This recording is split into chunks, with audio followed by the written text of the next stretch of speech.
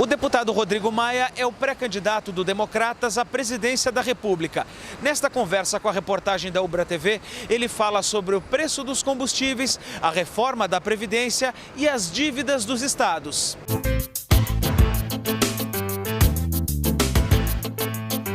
O senhor é pré-candidato pelo Democratas à presidência da República. Que pautas o senhor pretende trazer para a campanha? A reforma da Previdência é uma delas? Ela é uma agenda decisiva, até porque o Brasil é um país tão injusto que quem financia a aposentadoria dos que ganham mais, dos que ganham 30 mil, 25 mil, é o que ganha um salário mínimo, porque esse vai até 65 anos na sua aposentadoria, né? E o servidor público, muitas vezes, até os que ganham mais no regime geral se aposentam muitas vezes entre 55 e 57 anos.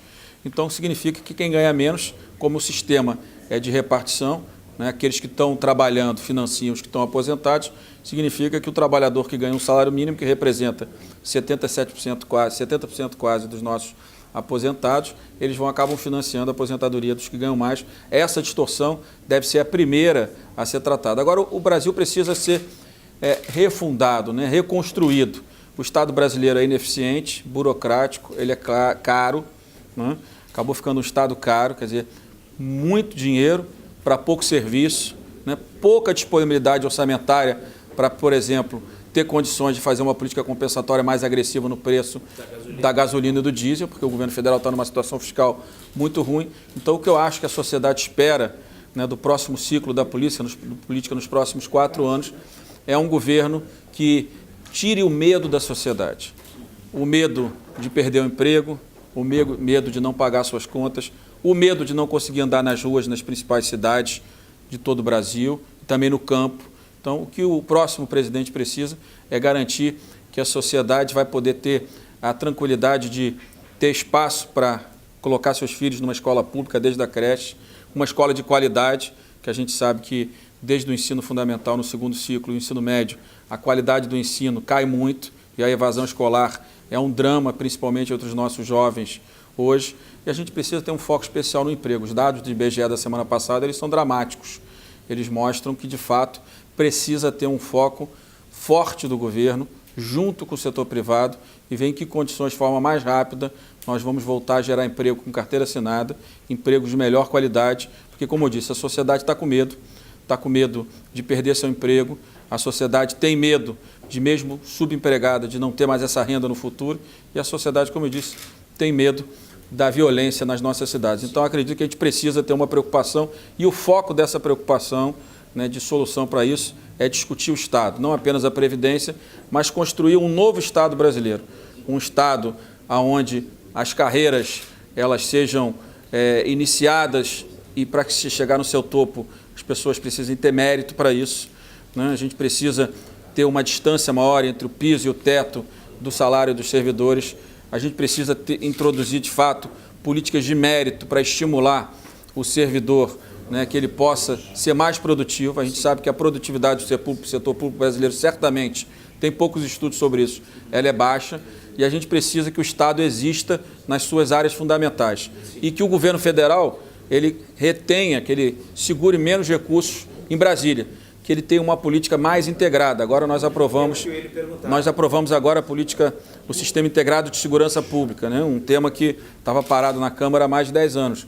Então, pela primeira vez vai se pensar uma política integrada de segurança. Sim. Da mesma forma, nós temos que pensar, de fato, como na área de educação, que existe uma política já estruturada, integrada, mas de que forma que você vai ter menos recursos no topo da educação e garantir mais recursos na base. A gente sabe que não adianta o governo federal construir mais creches, sim, nas cidades que os prefeitos estão sem condição financeira de pagar o custeio, de pagar o professor. Então tem que se pensar uma política e a gestão é parte importante disso, porque o gasto global de educação no Brasil ele não é muito abaixo do resto dos outros países que são parecidos com o Brasil, mas a gente precisa pensar uma política que inverta essa pirâmide de gastos, onde a gente tem uma base de gastos maior embaixo e que o governo federal pare de reter tantos recursos para fazer política.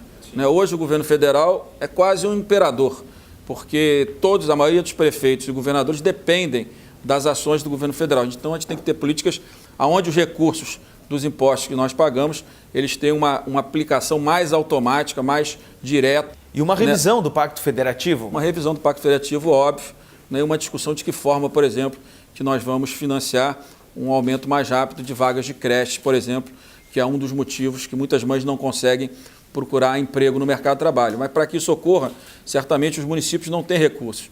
Talvez parcerias com o setor privado, para que o setor privado alavanque primeiro essas vagas e que depois, ao longo dos anos, uma reestruturação administrativa dos municípios do Estado e da União, incluindo a Previdência nisso, a gente possa aí sim ter o Estado tomando conta dessas políticas. Mas a gente precisa focar nisso. Vaga em creche, melhoria da qualidade da educação no segundo ciclo do ensino fundamental, da quinta à nona série, o resultado das notas tem sido muito aquém do que o IDEB tem projetado. No primeiro ciclo, não. No primeiro ciclo tem atingido as metas do IDEB no Brasil todo e que acaba que esse segundo ciclo, com notas muito baixas, acaba gerando jovens que não conseguem aprender e acabam fugindo, saindo da escola, saindo do ensino médio no Brasil. O Estado do Rio de Janeiro ele está sob intervenção. Com isso, há uma série de restrições para a aprovação de medidas no Congresso, como a própria reforma da Previdência que nós falamos há pouco. Como é que está a pauta no Congresso? É possível avançar mesmo nessa situação?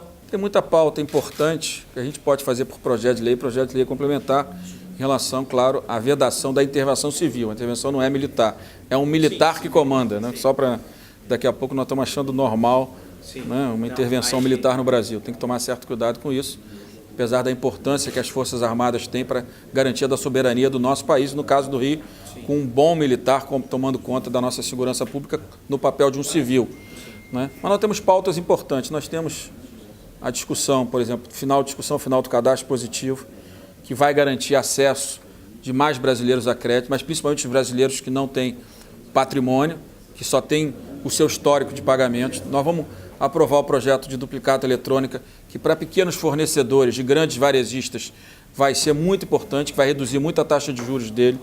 Nós vamos aprovar, né, a nova regra das agências reguladoras, porque as agências reguladoras são fundamentais para investimentos privados.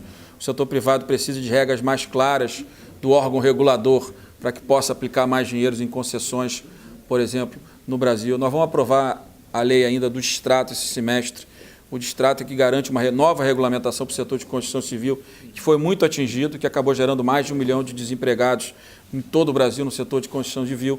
Nós temos um projeto que é importante aí para a Petrobras e para o governo, que é o projeto da cessão onerosa, para permitir que a Petrobras utilize aqueles barris que recebeu como capitalização da Petrobras pelo governo em 2011 ou 2012, para que ele possa vender para o setor privado. Isso vai capitalizar a Petrobras, inclusive vai garantir recursos, mais de 100 bilhões de reais para o governo federal no próximo ano, o que é importante, que a situação fiscal do governo no próximo ano é muito ruim. Então, nós temos esses projetos e mais os projetos de segurança pública. Nós temos o projeto que foi apresentado, o anteprojeto de lei, pelo ministro do Supremo, Alexandre de Moraes, que fez um projeto a meu pedido, junto com um grupo de juristas, para discutir o enfrentamento ao tráfico de drogas e armas, as facções criminosas. Então, está pronto, vai ser apresentado por os líderes amanhã, e eu espero que em 30, 40 dias a gente possa estar votando no plenário, e a discussão, claro, que vem sempre, e que agora eu vou fazer uma reunião essa semana com a bancada da Segurança Pública para discutir um texto sobre o Estatuto de Desarmamento, que não seja um liberou geral, mas que avance em alguns temas, como a questão do poder discricionário, o poder livre da Superintendência da Polícia nos estados, de dar ou não, de garantir o porte ou posse para aquele que cumpra as regras da lei. Muitas vezes você cumpre as regras da lei e é um poder livre do delegado, ele pode lhe garantir a posse ou porte ou não. E uma discussão sobre, que eu já disse isso na CNA há 2 semanas, uma discussão de em que condições a gente pode garantir o porte para os fazendeiros, para os produtores rurais que têm vivido também, tanto como nas cidades, um drama grande em relação ao aumento da violência. O Supremo Tribunal Federal restringiu o foro privilegiado para deputados e senadores. Como o senhor avalia essa mudança e, além disso, no momento em que o Supremo toma decisões, faz interpretações a respeito de leis, ele também não está legislando? Como o senhor avalia essa situação? Nós precisamos sempre ter o cuidado de manter a harmonia entre os poderes. De fato, a interpretação majoritária no parlamento, e acho até que no meio do mundo jurídico, é que o Supremo, de alguma forma, legislou. E acho que legislou de forma limitada. Já que era para fazer, deveria ter feito a discussão do foro para todos os que têm prerrogativa especial, não apenas para deputados e senadores. Ficou estranho, que na semana passada a defesa foi que os governadores devem manter o foro. Mas por que senador não, deputado não e governador sim? Por que deputado não, senador não e juiz sim, e desembargador sim? Então tem que se tomar um certo cuidado para não parecer que é uma regulamentação focada. Mas como eu vi outro dia uma entrevista do ministro Barroso, ele disse que ele estava julgando um caso específico. E como era um caso específico, ele não podia ampliar. Então acho que cabe agora ao Congresso tomar essa decisão. Espero que são 11 sessões para que a comissão possa votar. Acho que a comissão deve votar um texto e deixar pronto. Sim. Quando a intervenção do Rio for encerrada, a gente vota no plenário em 2 sessões rápidas. Estados como o Rio Grande do Sul, Rio de Janeiro e também Minas Gerais passam por uma série de dificuldades. Qual é a solução para as dívidas dos estados? Olha, o governo federal já fez uma renegociação da dívida, até aprovamos no final de 2016. Acredito que os estados têm alguns problemas que eles vão precisar enfrentar. E aí também as assembleias legislativas vão ter que entender a sua responsabilidade sobre a vida da sociedade. Porque muitas vezes a gente vê uma crise fiscal como tem no Rio, como tem aqui no Rio Grande do Sul, e muitas vezes o parlamento não compreende a profundidade do problema. E como os estados, diferente do governo federal, não podem emitir dívida, não podem colocar dívida no mercado para financiar, como o governo federal pode, eles são os primeiros a sentir o impacto do que foi construído ao longo dos últimos anos. Nós temos, de fato, hoje, dos 3 entes da federação, os estados brasileiros são os que estão perdendo mais rápido a capacidade de investimento. Então, a política de segurança pública, que a vida inteira foi jogada toda no colo dos governadores, é exclusiva deles e cada vez com menos capacidade de investimento. Na área do ensino médio, a mesma coisa. Na área logística do Estado, cada vez menos recursos e menos confiança dos atores financeiros, porque com a crise fiscal fica todo mundo com medo de ser parceiro dos nossos estados. Então, acredito que a reforma da Previdência, no que trata do equilíbrio do sistema, do servidor público, para o regime geral, onde o que é justo vai acontecer. Se o trabalhador se aposenta com 65 anos, todos os outros precisam se aposentar com a mesma idade, igualdade de direitos. Isso vai ter um impacto importante nos estados. E se pensar, de fato, uma reforma administrativa em todos os estados brasileiros. Aí é um problema de cada um. Mas não dá, por exemplo, no caso do estado do Rio. O estado do Rio tem um déficit todo ano de 11 bilhões de reais. Se o próximo governador não entender que vai precisar reduzir essas despesas, construir uma nova estrutura de servidores mais enxuta, focada nas áreas em que, de fato, o Estado deve cumprir as suas funções constitucionais, nós vamos continuar na mesma situação. Então, acredito que a reforma da Previdência Federal, essa igualdade dos sistemas, ajuda muito os estados de todo o Brasil.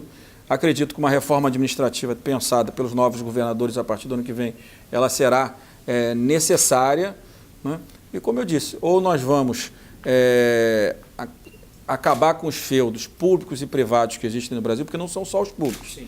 O setor privado, muitas vezes, se beneficia de incentivos, benefícios federais e estaduais também, e é pouco produtivo, gera pouco emprego. Na verdade, o emprego que é gerado, às vezes, por muitos setores da economia, é muito caro, acaba gerando um dano muito grande ao orçamento do governo federal e dos estados. Então, tem que se repensar uma política onde esses feudos eles acabem, e aonde o orçamento da União e dos estados eles existam para atender a sociedade e não para atender determinados grupos de poder que conseguiram ao longo dos anos, ao longo de 30 anos, desde a Constituição de 88 para cá, garantir o seu poder. Só para terminar, para te dar um exemplo, em renúncias, benefícios, incentivos fiscais, o governo federal todo ano transfere para o setor privado aproximadamente 350 bilhões de reais. É muito dinheiro, para um governo federal que ano passado só aplicou líquido em investimentos, que é fundamental, a política de investimento em infraestrutura, 25 bilhões de reais. Então, hoje vai inverter essa lógica, acabar com esses feudos um a um, e é difícil, Porque quando você vai para o debate, eles nunca vêm para o debate discutindo o seu setor, vêm sempre contando uma história, muitas vezes não verdadeira. Mas esse enfrentamento a gente vai ter que fazer, porque senão a gente está vendo os dados. Desemprego, a gente viu os dados que o IBGE soltou.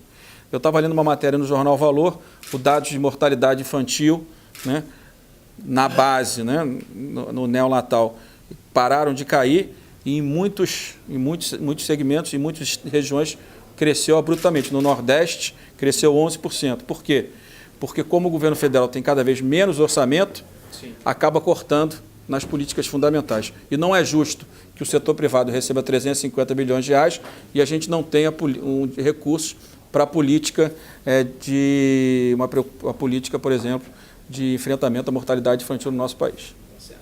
Obrigado, deputado. Obrigado. Prazer conversar com o senhor.